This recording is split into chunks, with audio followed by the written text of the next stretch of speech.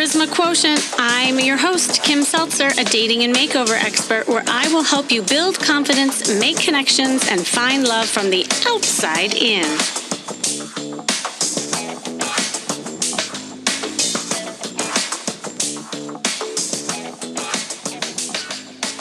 There is a globally familiar sentiment that defines what it means to mother. And I'm talking about the verb, not the noun. I mean, mostly it's to nurture, to look out for, to listen to attend to other people's needs.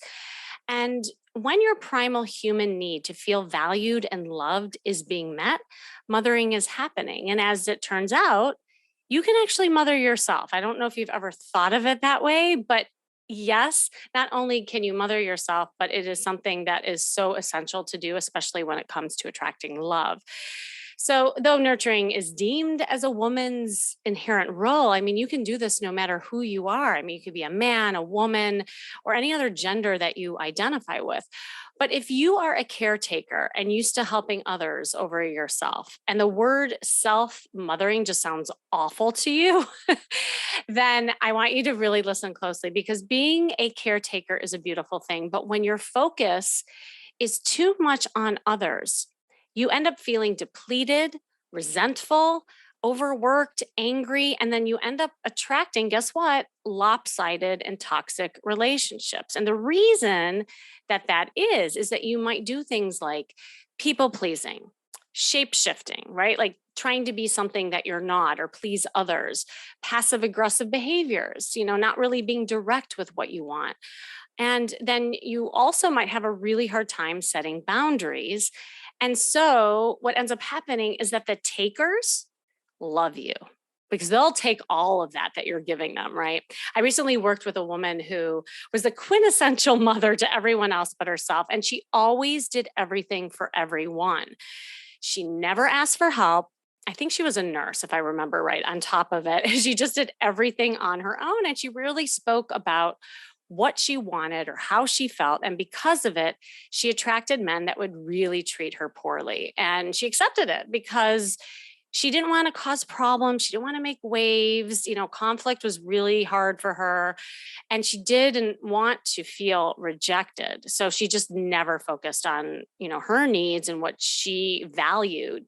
And that was really herself. So she valued other people more over than herself. And I started working with her on her self-worth. And as you know, a lot of you, I worked on her wardrobe. It started with what she saw in the mirror. And then I started helping her cultivate more emotional intelligence to express her feelings and learn how to be comfortable flirting and receiving and all of these things that were so hard for her. And I'll never forget this story. I might have even told before, but it's just so poignant to what we're talking about, is that as the universe has it, guess what happens to her? She breaks a leg. And so now she is left with being on crutches and having to rely on other people. It was horrific for her. But I was actually saying, and it was a good thing. I'm like, what if you use this opportunity to really receive? And so we were working on things. And then one day, this couple who she knew just very, I guess, superficially called her up and said, hey, I heard you broke your leg and we're passing by. We would love to bring you dinner. And just as she was about to say, oh no, I'll just make myself some soup, as she always does, she had me in her head and she's like, oh my gosh, Kimmy is going to kill me. She's like, sure. And she accepted it. And it was just an exercise that really changed her life. The couple came to her. And because of that moment of being just receptive to having these people give to her, she also opened up and she told them how she was single and she was looking for love. That couple ended up knowing somebody to set her up with. And that guy she ended up dating. So you see just kind of the domino effect that can happen when you really open yourself up and mother yourself. And the truth is when you are a pitcher of water and you have all these glasses to fill, it does no one any good to try to fill up these glasses when your pitcher is empty. So you got to fill up your pitcher first. And, we'll all experience these bad feelings every now and then and things that don't work out, but it is more about what you do with it and how you empower yourself and demand what you deserve. And there are things that you can do to protect yourself and foster your own growth and joy. So, with me today is a woman, I'm so excited for this conversation, who's going to help me talk with you about how to mother yourself and attract the right kind of love. And after 20 years working in human emergence, lifestyle, parenting development, career, relationship satisfaction, women's development, she made it her mission to empower women to use mothering as a vehicle for her own personal transformation. And she believes everyone is a mother. I love this, with or without children, and believes that we have an existing mother code instilled into us throughout a lifetime of messages coming at us from our own childhood, our culture, and the definition of mother, that it's someone with children. And the mother code can limit us from realizing our full potential as women, and that we have the power to rewrite this. So she also has a podcast, Rewrite the Mother Code, that I'm excited to be on as well, and is seen in various media outlets. Welcome, Dr. Gertrude Lyons. Are you there? I am. Wow, Kim, thank you so much. And what a just beautiful, powerful story you kicked us off with. That was incredible. Well, thank you. And you inspired that story, because I was thinking, just this is such an important topic. I know there are just so many women in general who not only have had like upbringings where that was their ascribed role as being the caretaker, but also just, I think, the way we are socialized as women overall. And so I was really excited about having you on. Well, I'm actually really interested in your story, because I mean, I know and I saw your background, but like, how did you get into all of this and focus on self-mothering? Yeah, because I guess if you go way back, and I graduated with a finance and accounting degree and was an economic analyst for the first 10 years of my career, it doesn't seem like a natural, The natural segue. a natural segue. Right. But I was introduced early on to personal coaching through actually my boss, the economist that I worked for when I got engaged. And he gave me / us the advice to do premarital coaching or counseling. We've been married 31 years. So this was quite some time ago, before coaching was really a thing. So it was, very, out there to do something like that. But I'm forever grateful. And it opened up and well, first our couple creating a vision and, seeing what it was like to come together more consciously in a relationship. Because I can promise you, without that work, we would not be together today. And so much of what you're saying, right, has been about me and my self-awareness, my mindfulness, my having a core self. I mean, I was looking to get married. I was very dependent on my own mother, very enmeshed in that relationship. So, and I know you talk about this, like what we're raised with and wired with is what we're going to seek out unconsciously, right? We don't think we are. Of course, I would never say like, I think I want to find a guy that's just like my mother, right? I know, it's crazy. Like we're like my computers. We have these like default buttons that we always go back to. Like, how am I doing this again? Yeah. Totally. So it was all about, for me, like, finding a guy where I could feel secure and, and kind of continue on in this dependent type relationship. So it really took a lot of deep work and, introspection, but like building a core self and, and coming now, and we've been, through a lot, as you can imagine, over 31 years, but, and our children are leaving the house now. So we're coming back together in a whole new way, but I'm coming back to myself even in a whole new way after, raising kids. And so needless to say, like that journey, I won't go into the whole story about how it did connect, but it did. The work I was doing with this economist did connect to, I was able to connect with people. And when I was doing my own work, it showed that, that was the part of the job I really liked. The numbers I could do, but really the personal interaction and being with people and sharing what I was learning, right? Sharing what I was doing with others was really what was kind of getting me excited. So that's when I went back to school for this to in coaching and master's and a doctorate, and now have worked over 20 years in this field. So Wow. That's it's so very perfect. meaningful to me. Yeah. I love actually your segue because I think a lot of people can relate to it because I work with a lot of people who are scholarly and powerful whose left brain is highly exercised and this is the journey, right? Like how can you exercise the right brain and open up more the feeling base so that you can connect with people more because at the Yeah. end of the day, it's not about the facts, it's about the feelings when you're connecting with people. So I Mhm. actually I love your journey and that you shared that. Yeah. Well, Thanks. like how have you then used this concept and with all your studies both for your relationship and then others? Yeah. So the concept, this kind of core piece of it is, the most important, we all mother, and this is men and women, we all have an internal mother. We all need to, learn to mother ourselves. So I address mainly women because it's, so imminently relatable. But my husband has also worked on, and continues to work on creating a strong internal mother. But that aspect, but so we mother everything, right? We can choose to mother children, but we mother our careers, we mother relationships, we mother dreams and ideas. But the most important person, but the most left out person we need to mother is ourselves. Mhm. And the tons, and then what I go into around mothering ourselves is more what I was just talking about. And I think what you were sharing with the woman you were working with, right, is what is it to go inside and, have a very strong internal journey to discover yourself, right? And so often we want to kind of become whole. I believe we're all have this propensity to learn, grow, develop through our lifetime, not just as kids, but that when we become adults, it's our whole journey of transformation is about kind of reclaiming ourselves, the aspects we lost Oh or yeah. left behind in childhood. And so oftentimes unconsciously we're seeking that in a partner, like they'll fill that, like I Mhm. was, with my husband. There was a security and a solidity and this kind of aspect that I figured I would just marry rather than fully develop myself.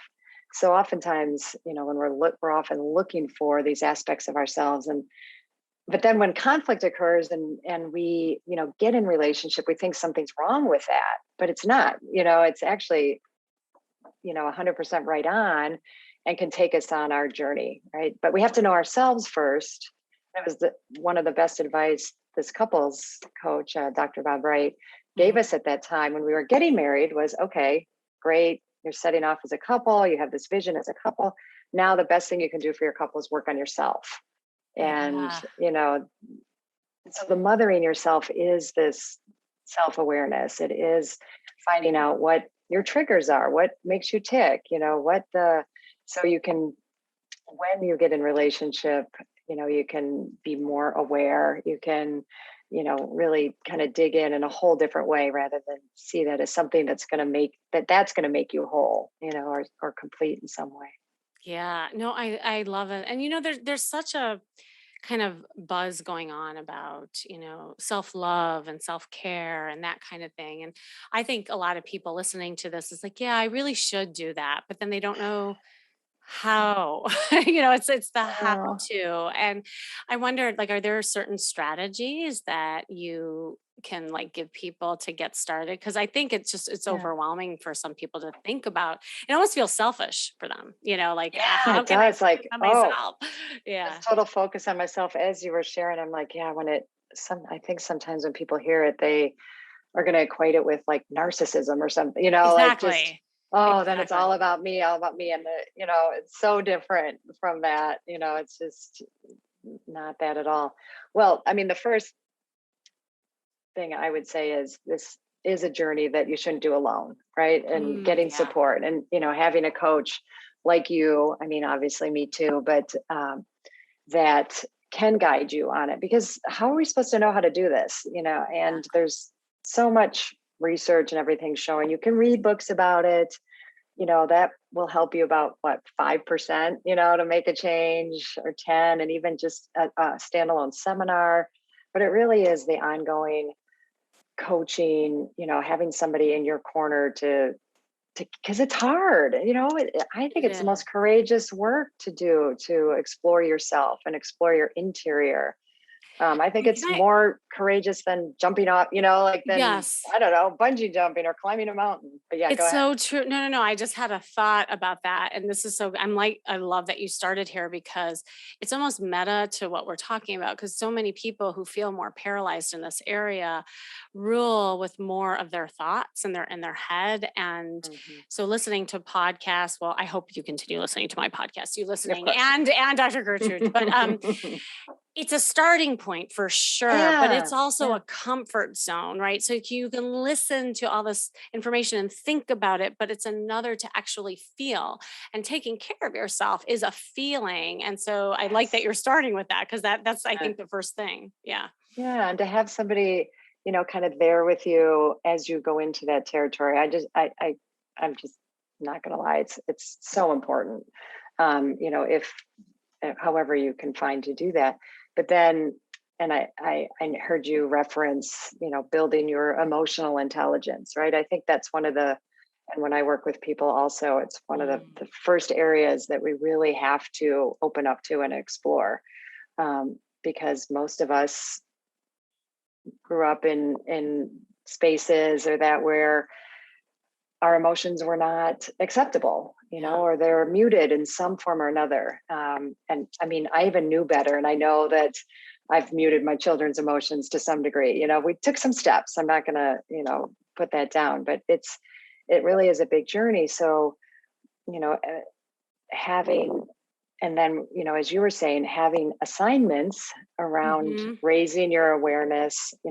I always introduce people to, in our arena, and I know there's, different thoughts and they shift a little bit, but we focus on five primary emotions: fear, hurt, anger, sadness, and joy. Oh, I like And, that. I know Brene Brown adds shame and some others, so that's fine, but, Mhm. find a framework that works for you, but something kind of around those emotions. And then start identifying them, start noticing them, even if it's not in yourself. Can you identify when other people are having those? And raising awareness is, we huge, huge, huge, huge, because we've just shut them off to such a large degree. And there's more I can say about this, but it looked like you were No, wanted no, to no. This is so comment on it. great. I'm just agreeing with you because Okay, good. I think the biggest step for people to change is that awareness piece because that's another thing. Like people might just jump to do it like a strategy or a tip or something like that. But if they're not aware of what's going on and maybe why it's hard for them, then you're just numbing out, right? Like you're not really Yeah, integrating it. So yeah. yeah. Well, and oftentimes when I say those five emotions, fear, hurt, anger, sadness, joy, one of the first reactions is like, well, why is there only one good one? Right? Like Ah. there's four bad ones, negative ones and one good one. But that's one of the big myths in our culture, right? That we're all just always supposed to be happy. Like how are we ever supposed to feel good if as in our natural physiology and we are feeling beings. This isn't something like some fluffy thing I'm going to add to my repertoire. That no, they're like innate in us. They're there for our survival. They all have a function.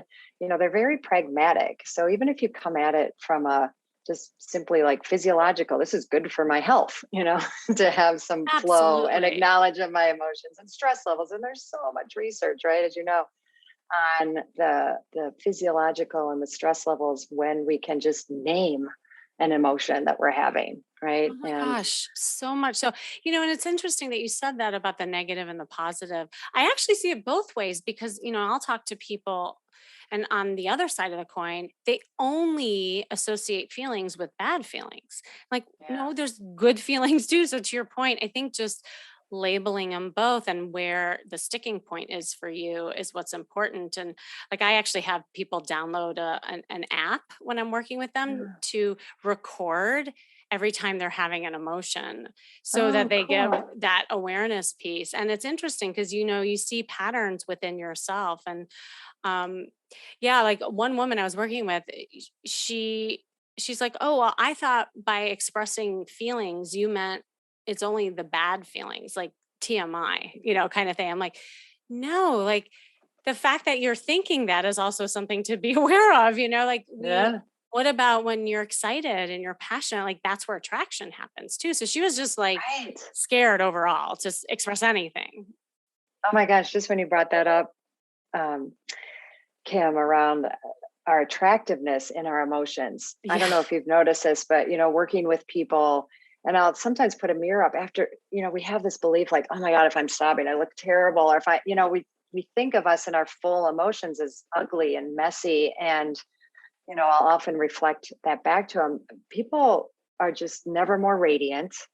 We're So so true. present. We have color in our face. Like, talk about attractive, right? Like, we're most Yes. attractive when we're in our genuine, and I'll say genuine emotions because, I'll just name also. I mean, we can be irresponsible or reactive. And part of this awareness is making distinctions of when we're like genuinely in our emotion versus, kind of a rant, or something, Right. or I'm in self pity versus my actual pain, or I'm suffering versus pain, or I'm, that's a whole nother, we don't have to go into it quite at that level. But when we are in our genuine feelings, or when you've had like a good cry and you're just, people are never, they're just radiant and beautiful. I And love that that's you said that. Yes. such a huge belief to break. And I have to see myself over and over again sometimes, I'm mostly over it, but there's still times where I'm like, oh, I must be a mess, or I hate when people say like, oh, I broke down, or I, like, and or you watch people just wipe away their tears like there's something to be ashamed of, just all of those things. And, I think we all moving toward that aspect of us, we can, once we see it, you can't deny it, right? And we Absolutely. I can, actually have a term for what you're saying. It's so funny you mentioned that. I call it the charisma glow. It's yes, when people, because charisma quotient is kind of the whole formula and foundation in which I right. work. And there's something that happens when people really learn how to be more genuine and authentically themselves. And whether it's their style or emotional, social intelligence, it's genuine and people can see it on their face. There is a glow that happens. And whether you're crying or you're happy, it's just genuine. It's real. And I Yeah, think that's what it's people real. attract to. It's Yes. real. So Yep. yeah. Oh my Yep. God, this is so We good. can't Okay, so manufacture that, right? We can't, yeah. it just, that's, and I mean, I was, well, there were two things that came to mind like early on in our relationship, as we were raising our awareness of emotions being a good thing, right? That, Mhm. and actually, actually, it was before we started any of the coaching, which was why when my boss, one of the main reasons when my boss suggested it, I thought maybe this is a good idea, even though it seems really out there, was my now husband and I got in an argument, right? Or I had Mhm. feelings about something, and we were coming back from a trip, and he like throws the bag down. And he's like, "This just isn't fun anymore," and because I was having feelings, right? And Interesting. so I didn't know enough at the time either to be like, well, is he right? Is that true? Should I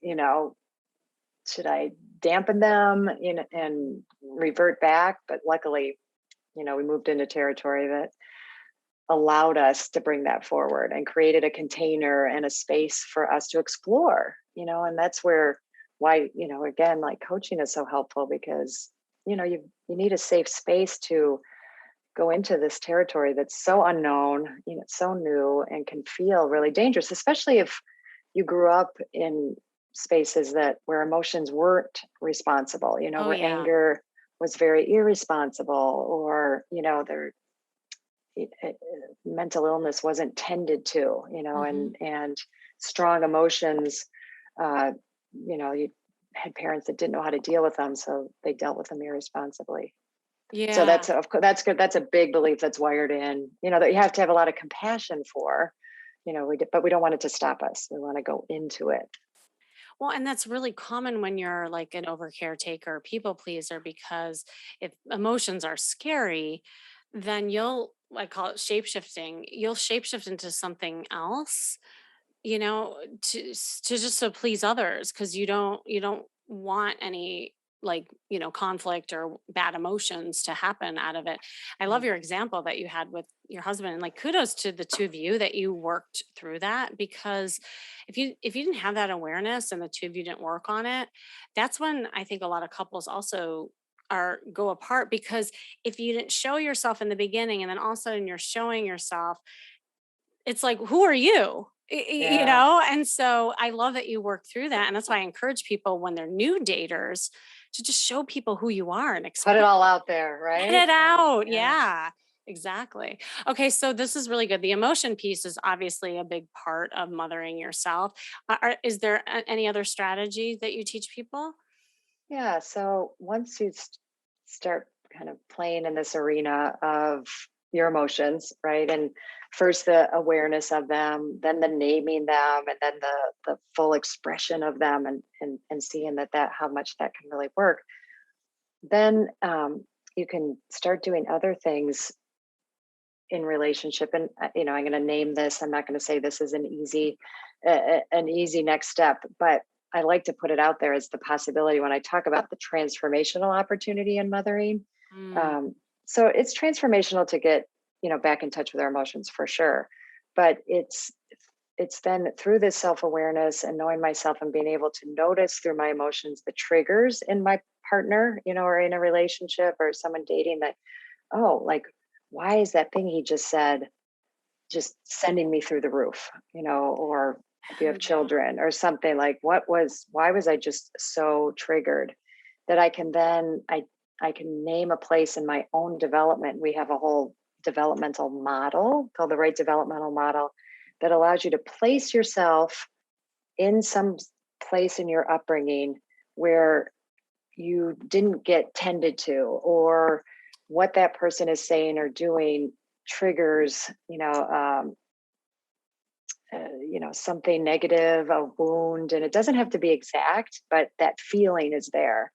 And sometimes it can be before, we have words for it, right? In our pre-verbal times. So we have this opportunity in relationship to touch those spaces and identify and heal, right? So it isn't just that we want to, like, kind of get through it. We actually want to, this is the Do wholeness, something. Yeah. do something, right? Yeah. And heal. So what can I do to myself?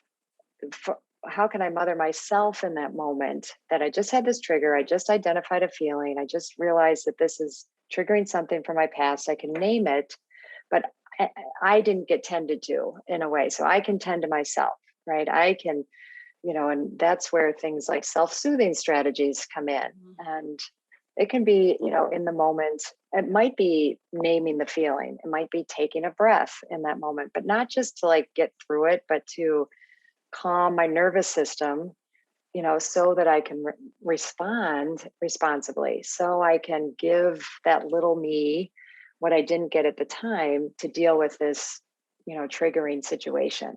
It might be then that I can, say something that I would have been too afraid to say as a little child, and I can say that in the moment because I just retuned into myself. Does That this is make sense? awesome. Yeah. Okay, good. That's awesome. No, because it's like a reprogramming is what you're doing, Yeah. 'cause it's hard to override that, like, if you look at it as a computer, 'cause it just it's like a loop. It just keeps going, going, going, going until you override it in some sort of, like, strategy. Yeah. As you were And then you have to talking. practice it over and over Yeah, again, and just to yes. say that, right? You don't do it once and, Yes, like, exactly. And then I'm it's like, fixed. I'm I'm home. I'm fixed, done. right? Yeah. Right. No, practice is huge. There there's a woman that I'm working with right now, and I'm actually working with her style first Yeah. I because love that. I love how you that yeah, whole outside in, like, at first I was like, what? And then because yeah. Like, anyway, sorry, exactly. go No, ahead, because but I love it. it's totally what we're talking about, because she had so much therapy and she had all this like talking stuff going on. But what was interesting, talk about reprogramming, she had a mother who actually was very stylish, but so much so that it overpowered like her own self-esteem. So like the mom was always Mm. criticizing her for how she Wait, looked.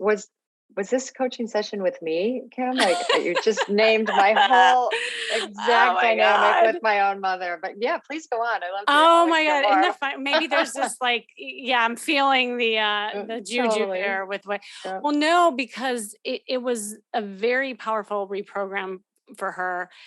And it was like a sticking point because she really, every time she looked in the mirror, she did not see a sexy woman at all. And the mom always was this like stylish, like to the nines kind of woman and loved shopping. But anytime she thought about shopping for herself, it was like, it was horrible. Like that, it was just awful. All the messages from her mom kept firing in her brain, that kind of thing. I don't know if this is a little bit like your Oh story, yeah, but very much. yeah, so I'm just happy to say it's hot off the press. That's why it's like in the tip of my mind is that Mhm. we worked hard and did, she's in a fuller coaching program, but we just did a virtual makeover. She's getting a photo shoot done today. Mm. And it's just been fun to see her kind of come out of her shell with these clothes that she never dreamed that she could wear. I mean, putting on red Wow. dresses and loud colors and even her casual wear, just, having more sex appeal in it. And she's like, Kim, I never saw myself this way. Mm. And it's an emancipation for herself. And to your point, Yeah. like she has to marinate in it for her to really like start believing it, but it's starting to happen. And now she was just so excited for the photo shoot where before she was dreading it and she kept putting Totally. it off. So it's so No, important, that reprogramming such that a you're talking about. totally such a beautiful example, and to name that you as the coach, you're kind of acting as a, allowing a space for her to both be with the pain that she had around her actual mothering situation and allow that to come up, but then have you be an as if mother for a Mm, bit, to allow her more so true. space and more, affirmation and and see these other aspects for her, so then for a while you hold that space until she's, practiced it enough and been in it enough where she's internalized. And that's the self mother, just to keep underlining the self mothering, how That's that great. process can go. Well, because and I'm glad you mentioned that because that was my question to you. So it's not that you always have to rely on yourself to self mother, that sometimes having a coach or a mentor or whoever it is be the surrogate mother that Mhm. somehow helps you reprogram the messages that weren't serving you, like that that is something that's part of the self mothering. Yeah, 100%. Okay, Yeah, that's 100%. cool. The ultimate goal is that, we see how much we can provide ourselves. And, when it comes to affirmation, to get that affirming ourselves is the most potent affirmation we can give. And that we still, get nourished by others. But when we're thinking it's all going to come out there, we'll never be satiated. It's kind of like junk food, in a way, or like, it's The like, good what? kind, yeah. Yeah, but when we get, this genuine kind of, mothering in that space, and then we start believing it ourselves and seeing it when with just, that constant reinforcement, then we're on the way to us being able to provide it and give it to ourselves. But we never want to stop, like, you're not going to, doesn't mean we send ourselves off to an island because we're so sufficient. But Right. we could know that we could, and it could be a Yes, lovely life, right? And but and that's it's to just your talking about being point. attractive to others, Yes, right? Like yes. it it I guess on one hand it could be intimidating to a degree sometimes when you are with someone that's self-assured. And I don't mean, like, as we said, like someone who, we know the difference, right, between Yeah. genuinely self-assured and know that they enjoy their own company, and you're welcoming them into your life, right? Because you already love your life, and you think No, you're that pretty is, awesome. yeah, and I'm glad you also said that too, because a lot of times caretakers think that, they don't want to come across as a bitch or, stuck up or into themselves and that kind of thing. And I usually tell caretakers, there's no way in heck that you could ever be that because you're not. So even if you think you are, you're normal. Like even if you're doing a little self-care, that's what it's supposed to look like. And there Yeah. is that difference because I think what you're talking about, it's more like a comfort. within yourself, in your Hmm. body, in your emotions, who you are, versus just trying to be something that you're not. And that's the people who are empty vessels, in Yeah, fact. So it's the vibrato, 100%. right? Yeah. Yeah, both, but yeah, trying to be something you're not, not bringing your genuine self forward, and then also trying to get from others what you don't have, what you're not giving Yeah. yourself, right? So giving it, over giving it, but then also thinking that if I can date it or marry it, but whatever it is that you're so attracted in that person, not that you have to become that person, but it's an invitation to develop those aspects in yourself. I love it. We could go on and on. I know, I like think so. it's I like know. I I'm glad love we're this. going to have another opportunity. We're going to be I able to talk know. more. I've exactly. Well, I know we're like kind of heading to the end, but are there any like last words of wisdom or just kind of gold nuggets that you want to share? Um, I like to sometimes leave with an action step, right? When we Awesome. kicked people off with the first thing you can do is start becoming aware of your emotions. So even though I call this the feelings game, it isn't something that is just done with children, because my husband and I still do it today, and our kids we did start it with our children, but um, and this can be done with yourself, but it's nice doing it with somebody as well, where at the end of the day you share something sometime in your day where you felt each of those five emotions: fear, Ah, hurt, anger, sadness, joy. So it's a lovely way to like catch up. And if you're with yourself, you could just journal on it. You mhm. can write it down or just think about it.